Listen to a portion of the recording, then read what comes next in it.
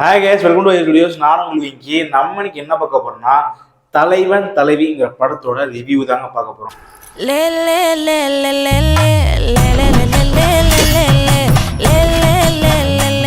ஆமாங்க, இது not review. இது வந்து என்னோட பாயிண்ட் ஆஃப் வியூ, என்னோட ப்ரொஜெக்ஷன், நான் எப்படி இந்த படத்தை பார்த்தேன்னு சொல்ல போறேன். அண்ட் ஆல்சோ இதை வச்சு நீ ஒரு படத்தை போகுதோ வேண்டாமோன்னு முடிவு பண்ணிடாதீங்க. இது வந்து என்னோட பெர்ஸ்பெக்டிவ். அதை நான் முதல்ல உங்கள்கிட்ட சொல்லிடுறேன். சரி, ஓகே, வாங்க டேரக்டா வீடியோக்குள்ள போயிடலாம். நடிக்கிறது நல்லா தெரியுது. நடிக்கிறேனா? நான் நடிக்கிறேனா?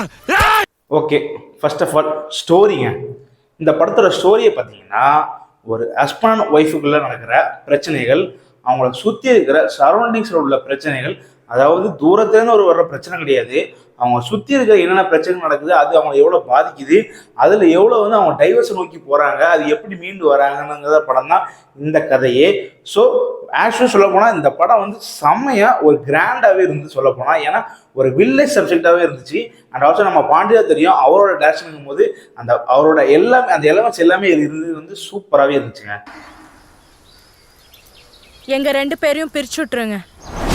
ரெண்டாவது விஜய் சேதுபதிங்க. ஆஃப்டர் மகாராஜா அவருக்கு இந்த படம் ஒரு பெஞ்ச் மார்க்னே சொல்லலாம். மனுஷன் வேற லெவல் ஆக்ட் பண்ணிட்டாரு. அப்படி அந்த ஹஸ்பண்ட் ஒய்ஃபோட லைஃப் அந்த எப்படி இருக்குமோ அப்படி கொண்டு வந்துட்டாரு. ரொம்ப நாள் கழிச்சு ஒரு நல்ல ஒரு காமெடி படத்துல விஜய் சேதுபதி இருக்குது. ரொம்பவே சூப்பரா இருந்துச்சு. அது ரொம்பவே பார்க்கறதுக்கு வந்து ஒரு ஓகே, விஜய் சேதுபதி என்ன ரோல் பண்ணுவாரோ அதை அப்படியே அழகா பண்ணி கொடுத்துட்டாரு.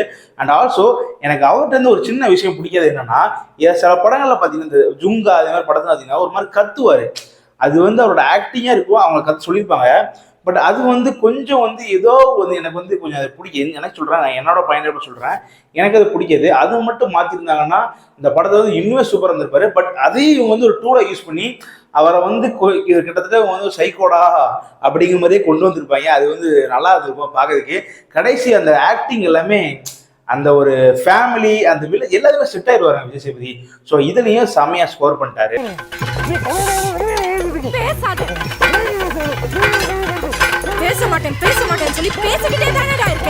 நெக்ஸ்ட் நித்யா மேனனுங்க. ஆமாங்க, இவங்க ஒரு கேரக்டர் சூஸ் பண்றாங்கன்னா அது ரொம்பவே கஷ்டங்க. அதை சூஸ் பண்றதே அவங்க ரொம்பவே தேர்ந்தெடுத்து ரொம்ப சாய்ஸபிளா தான் படத்தை சூஸ் பண்ணுவாங்க. அதுக்கு ஏன் இந்த படத்தை சூஸ் பண்ணிருக்காங்கன்னா நீங்க படத்தை பார்த்தா தெரியும். ஏன்னா இவங்களுக்கு வந்து விஜய் சேதுபதி ஈக்குவல், அதோட ஒரு படம் மேலே சொல்லலாம், அவ்வளோ இம்பார்ட்டன்ஸ் கொடுத்துருக்காங்க. ஸோ இவங்க வந்து அந்த ஸ்க்ரீன்ல வந்து அழகா செம்மையா இருந்தாங்க. ஃபர்ஸ்ட் ஹாஃப்லாம், செகண்ட் ஹாஃப்ல வந்து அப்படியே ஒரு சுட்டித்தனமா ஒரு ஃபைட்டு அப்படியே அழகா இருந்துச்சு பார்க்கறதுக்கே. அது நீங்க தியேட்டர்ல மிஸ் பண்ணாம பாருங்க, அப்பதான் ஜம்முன்னு இருக்கும். பேரசி, அவ பேரு அரசி. எனக்கு அவ பேரசி தான் அத்தை.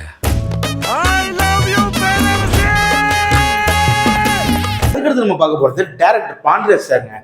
பாண்டியராஜ் சாரோட அவரோட பெஞ்ச் மார்க்ல சொல்ல போனா கடைக்குட்டி சிங்கத்துக்கு அப்புறமா இந்த படம் வந்து ஒரு செம்மையா அதே மாதிரியே ஒரு மினி கடைக்குட்டி சிங்கன்னு சொல்லலாம்.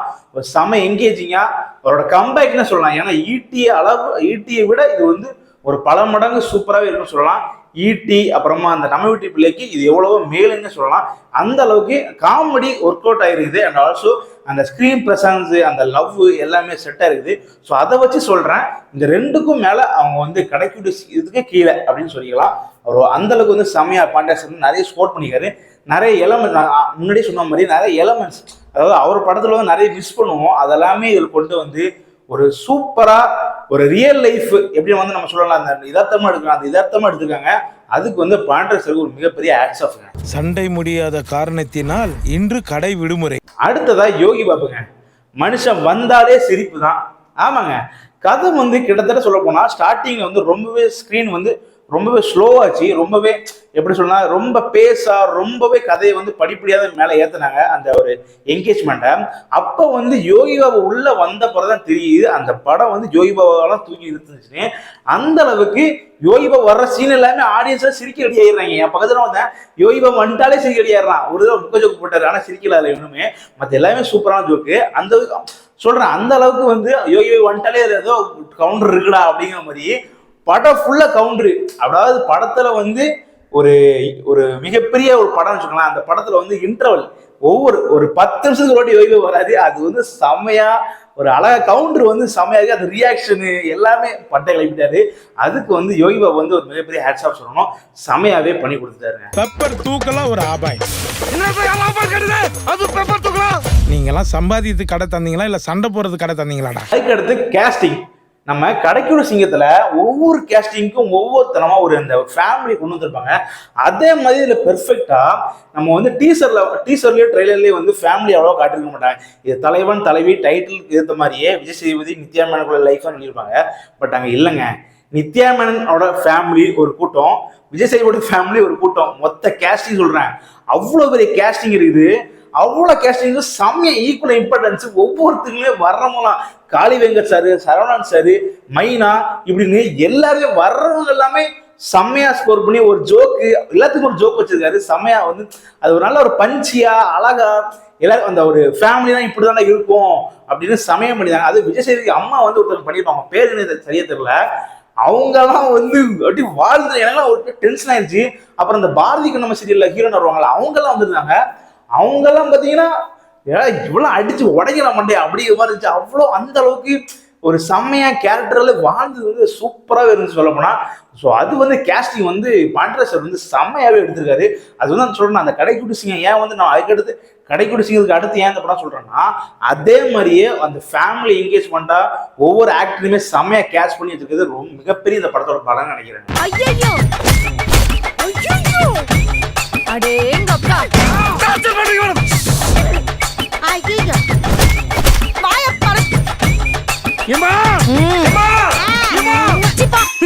ஏன்டா கழுத கட்டி குடும்பம் மாதிரி கால் கால் கத்துறீங்க? அதுக்கு அடுத்து மியூசிக்ங்க. சந்தோஷ் நாராயணன் இந்த பொட்டல முட்டாய் சாங் எல்லாருமே கேட்டிருப்போம். அது வந்து சனாவோட ஒரு ஒன் ஆஃப் தி குத்து சாங் எல்லாம் சொல்லிட்டு இருக்காங்க. அதெல்லாம் இல்லை, பெஸ்ட்டு. நீங்க அந்த விஷுவலா பார்த்தீங்கன்னா தெரியும், அந்த படத்துல வந்து இதுதான் ஒரு மொத்த படத்துக்குமே இது வந்து ஒரு ஜாயிண்ட் மாதிரி செம்மையா இருக்கும். இந்த சாங்கு ஒரு சென்டர் ஆஃப் த படத்துல வந்து வச்சிருப்பாங்க. நீங்க இந்த படம் பார்த்துட்டு வந்து இந்த பாட்டை கேளுங்க, அவங்களுக்கு வந்து அவ்வளோ எங்கேஜிங்க. ஏன்னா வந்து அந்த மியூசிக் வந்து அவ்வளோ வந்து அவர் அப்சர்வ் பண்ணி போட்டிருப்பாரு. அந்த படத்துக்கு வந்து எவ்வளவு வந்து அந்த மியூசிக் முக்கியம், இந்த பாட்டு வந்து எவ்வளவு வந்து முக்கியம்னு. ஏன்னா அந்த இந்த இவங்க விஜய் சேதுபதி நித்யா மேனனோட லைஃப்ல இந்த பாட்டு தான் அவங்க வந்து என்ன பண்றாங்க, லவ் எப்படி பண்ணாங்கன்னு காட்டுற மாதிரி இருக்கும். ஸோ அந்த அளவுக்கு செம்மையா அந்த பாட்டு வந்து செம்மையா இருந்துச்சு தியேட்டர்ல. நீங்க அது போயிட்டு வந்து கேளுங்க, அப்பதான் அந்த பாட்டு வந்து அவ்வளோ உங்களுக்கு பிடிக்கும். செம்மையா இருந்துச்சு. அண்ட் ஆல்சோ இதுல வந்து ஒரு அனிமேஷன்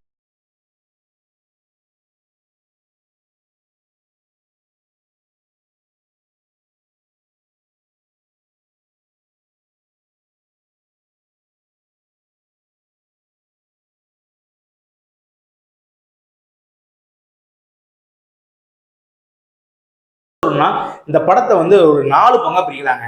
ஃபர்ஸ்ட் ஹாஃப்ல 2 பாட்டு, செகண்ட் ஹாஃப்ல 2 பாட்டு. ஃபர்ஸ்ட் ஹாஃப்ல ஃபர்ஸ்ட் பாட்டு ரொம்பவே போருங்க. உண்மையை சொல்லப்போனா போர் தான். ஏன்னா நம்ம வந்து இப்போ உள்ள படங்கள் எல்லாமே படம் ஆரம்பிச்சு ஒரு அரை மணி நேரத்துக்குள்ளே கதைக்குள்ள கொண்டு போயிறாங்க. பட் இங்க வந்து அரை மணி நேரம் ஸ்கிரீனை செட் பண்றாங்க. 10 நிமிஷமே இவங்கவுங்க இந்தந்த கேரக்டர்னு ஒரு 30 கேரக்டர் செட் பண்றாங்க. அந்த கேரக்டர் செட் பண்ண வந்து அவ்வளவு வந்து சொல்லப்போனா லேக் தான் அடிச்சுது.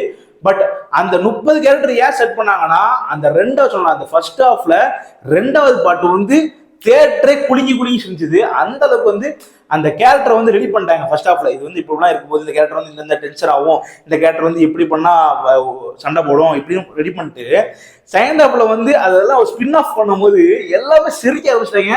தியேட்டர்லாம் விழுந்து சிரிச்சோம் செகண்ட் ஹாஃப்ல. அதே மாதிரி தான் செகண்ட் பார்ட்ல, அதாவது இன்டர்வலுக்கு அப்புறம் எப்படின்னா ஃபர்ஸ்ட் ஹாஃப் வந்து ஒரு கொஞ்சம் போர் அடிச்சுது. ஏன்னா அது வந்து கதை அப்பதான் சொல்ல வராங்க. இந்த ஃபர்ஸ்ட் ஹாஃப் எப்படின்னா ஒரு இந்த கேரக்டர் இந்த பண்ணி காமெடிலாம் பண்ணா எப்படி இருக்குன்னு காட்டியிருப்பாங்க. இந்த கேரக்டர்லாம் சீரியஸ் ஆனா அதுதான் செகண்ட் ஹாஃப். இந்த கேரக்டர்லாம் எப்படி சீரியஸ் ஆகும் தான் செகண்ட் ஹாஃப். செகண்ட் ஹாஃப் வந்து அந்த காமெடி, ஃபைட்டு, லவ் எல்லாமே பின்னி பிணைஞ்சு ஒரு கமர்ஷியலா ஒரு மசாலா வந்து பயங்கரமா ஒர்க் அவுட் ஆயிருக்கும் செகண்ட் ஹாஃப்ல. அது வந்து இன்டர்வல்ல வந்து போஸ்ட் கண்டிஷன் சீன் வரைக்கும் எல்லாரும் உட்கார்ந்து பார்த்தாங்க. ஏன்னா அந்த அளவுக்கு வந்து அந்த படம் முடியல. அந்த போஸ்ட் கண்டிஷன் சீன் வந்து அவ்வளவு இன்டென்ட்டா அழகா இருந்துச்சு. கடைசி எனக்கு ஒரே இதுதான், அந்த விஜய் சேதுபதியும் ரோலக்ஸ்னு ஒருத்தர் ஆர்டிஎக்ஸ் இருப்பாரு, ஆர்டிஎக்ஸ்னு ஒருத்தர் உண்டு. இவங்க 2 பேரும் வந்து என்ன எதுக்கு வந்து அந்த ஃபைட் பண்ணாங்கன்னு தெரியாது. அது வந்து சொல்லுவாங்க நினைக்கிறேன். அது இது வரைக்கும் சொல்லவே இல்லை. அது வந்து ஒரு மர்மமாவே இருக்குங்க. புருஷன் முடாட்டி உறவு தான் ரொம்ப அற்புதமானது, அழகானதுன்னு சொல்லுவாங்க. ஆனால் அதை தக்க வைக்கிறதுல படுற பாடு இருக்கு அம்மா, எப்பா உயிரே போயிடுது. சரி, ஓகே. இந்த படத்தை போய் நான் தியேட்டர்ல போய் பார்க்கலாமா? இப்போ உள்ள நிறைய பசங்களோட என்னன்னா இந்த படம் தியேட்டர்ல பார்க்கலாமா இல்லை ஓடியில் வந்து கூட பார்த்துக்கலாம்டா அப்படின்னு தள்ளி விட்டுட்டு போயிடுறாங்க. நிறைய படம் மிஸ் பண்றாங்க. டூரிஸ்ட் ஃபேமிலியில ஆல்மோஸ்ட் மிஸ் பண்ணிட வேண்டிய படம், ஆனா அது என்னவோ ரிவ்யூவால காப்பாற்றப்பட்டுச்சு. ஸோ இந்த படம் வந்து நீங்க பார்க்கலாமான்னு கேட்டீங்கன்னா, திருச்சிற்றம்பலம் நீங்க பார்ப்பீங்களா? ஒரு லவ் படம் பார்க்கணும், திருச்சிற்றம்பலம் மாதிரி ஒரு லவ் படம் பார்க்கணும்னா நீங்க இந்த படத்தை தாராளமா பார்க்கலாம். அதே மாதிரிதான் இந்த படமும் அப்படியே வந்திருக்குது. நித்யாமன் கிட்டத்தட்ட அந்த திருச்சிற்றம்பலம் உள்ள கேரக்டர் மாதிரி தான் இங்கேயே வந்திருப்பாங்க. செமையாவே இருக்கும். சரி, ஓகே, நான் வந்து ஒரு குலுங்கி சிரிக்கணும், ஒரு காமெடி படம் பார்க்கணும், ஒரு டூரிஸ்ட் ஃபேமிலி கூட படம் பார்க்கணும்னா தாராளமா இந்த படத்துக்கு நீங்க போகலாங்க. மூணாவது கடைக்குட்டி சிங்கம். நம்ம கடைக்குட்டி சிங்கம், ஒரு ஃபேமிலி படம் வருது, ஒரு எங்கேஜிங்காக ஒரு படம் வருது, ஒரு ஃபேமிலி எமோஷன் சொல்றோம்னா கடைக்குட்டி சிங்கம் தான் எல்லாருமே கம்பேர் பண்ணாங்க. அட்மோஸ்ட் சொல்ல போனா நம்ம வீட்டு பிள்ளைய வந்து கடைக்குட்டி அளவு கம்பேர் பண்ணும் போது அந்த படம் வந்து ரொம்பவே ஆவரேஜா இருந்துச்சு. கடைக்குட்டி சிங்கம் மாதிரி ஒரு படம் நீங்க பார்க்கணும் தியேட்டர்ல போய் ஆசைப்படுறீங்கன்னா இந்த படத்தை நீங்க கண்டிப்பா பார்க்கலாங்க. நான் ஷுவரா சொல்றேன், நான் எல்லா படத்தையுமே ரிவ்யூ வந்து சொல்லவே மாட்டேன். எனக்கு இந்த படம் வந்து அவ்வளோ என்கேஜிங்கா. சரி, ஓகே, ஏன் இந்த படத்தை வந்து மிஸ் பண்ணணும், ஏன் வந்து மிஸ் பண்ண வைக்கணும்? இந்த படம் தான் கண்டிப்பா போகலாம், தியேட்டர்ல போய் செலிப்ரேட் பண்ணலாம். ஆனா எல்லாருமே இது வந்து சரி, ஓகே, நம்ம கூடியில பார்த்துக்கலாம், அடுத்த படம் பார்த்துக்கலாம், விஜய் இந்த படம் நல்லா இருக்காது போல அப்படின்னு சொல்லிடுறாங்க. ஆனா இல்லைங்க, சில படங்கள் வந்து தியேட்டர்ல கொண்டாடப்பட வேண்டிய படம், ஆனா அதெல்லாம் மிஸ் ஆகுது. அதுல இந்த படம் மிஸ் ஆகிடக்கூடாதுங்கிறதுக்காக தான் நான் இந்த ரிவ்யூவே போடுறேன்.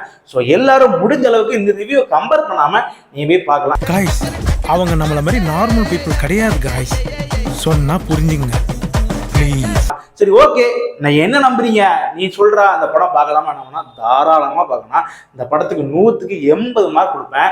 இதெல்லாம் போக சரி, ரிவ்யூவெல்லாம் போக நீ இந்த படத்துல வந்து இன்னும் நிறைய பாயிண்டர்ஸ் வந்து ஆட் பண்ணிருக்காரு. ½ அன் ஹவர் சொல்லலாம், ஒரு லேக் அடிச்சுங்க. அந்த லேக் கிடையாது, அங்க வந்து கதைக்கும் இதுக்கு சம்பந்தம் இல்லாம புரோட்டா வந்து எப்படிலாம் போடுவாங்க, சாப்பாடு மதுரையில் எப்படிலாம் இருக்குன்னு சொல்லப்போனா இந்த கதை வந்து ஒரு மதுரையை பேஸ் பண்ண கதை. சரி, ஓகே, இந்த புரோட்டாலாம் எப்படி போடுவாங்கன்னு எனக்குலாம் ஒரு ½ அன் ஹவர்ல ரைட்டு இன்னைக்கு படம் முடிச்சுட்டு வெளியே போய் சாப்பிட்றோம் புரோட்டாவான்னு அந்த அளவுக்கு ஒரு வெறிய தெரிஞ்சு, அந்த அளவுக்கு ஒரு செம்மையா அது ஒரு கேரக்டர், அதுக்கு வந்து ஒரு கேரக்டர்ஸும் கொடுத்துருந்தாங்க. படத்தை அந்த ஃபர்ஸ்ட் ஹாஃப்ல வந்து அந்த புரோட்டா வந்து ஆக்குபை பண்ணிட்டுங்க, எல்லாருமே ஆக்குபை பண்ணிட்டு எல்லாரும் வாய் ஊற ஆரம்பிச்சிருச்சு. அந்த அளவுக்கு ஒரு வெறியை விட்டாங்க. செம்ம வர்த்தான சம்பந்தம்ப்பா. இன்னொன்று என்னன்னா, இந்த பொட்டல மிட்டாயிலே ஒரு அனிமேஷன் வரும். அந்த அனிமேஷன் வந்து படத்துல வந்து இந்த நித்யாமன விஜய் சேதுபதி கான்வர்சேஷன் வந்து உள்ள வரும். அது பார்க்கவே இன்னும் செம கியூட்டா இருக்கும். இன்னொன்னு அந்த குழந்தை வந்து விஜய் சேதுபதி நித்யாமனுக்கு ஒரு குழந்தை வரும். அந்த குழந்தைய வந்து அழகா ஆக்டிங் பண்ணி வச்சிருப்பாங்க. அந்த குழந்தை வந்து படம் ஃபுல்லுமே ஒரு பாதி சேகிங் பண்ணி பாதி சேகிங் பண்ணாம மண்டியில தான் அலையும். அதை பார்க்கும்போது கியூட்டா இருக்கும். அந்த பொண்ணை பேசலாம் வச்சிருப்பாங்க, அந்த சின்ன ஒரு குட்டி பிள்ளைய. அது ரொம்பவே அழகா இருந்துச்சு. இதே மாதிரி நிறைய சின்ன சின்ன விஷயங்கள் நல்லா ஸ்கோர் பண்ணி இந்த படத்தையே சூப்பரா என்கேஜிங்கா பண்ணியிருக்காங்க. அதுக்கு வந்து பாயிண்டர்ஸ் அதுக்கு ஒரு மிகப்பெரிய ஆன்சர் சொல்லணும். ஏன்னா அவர்கிட்ட இருந்து எதிர்பார்த்து நம்ம இதுதான். ஏன்னா அந்த ஒரு என்கேஜிங் ஒரு வில்லேஜ் படமா ரொம்ப நாள் கழிச்சு சும்மா அந்த ஆக்ஷன் பிளாக்லாம் இல்லாம ஒரு ஃபன் எலமெண்டா போகணும்னா அது வந்து இந்த படம் தாறுமாறு பண்ணிட்டுங்க.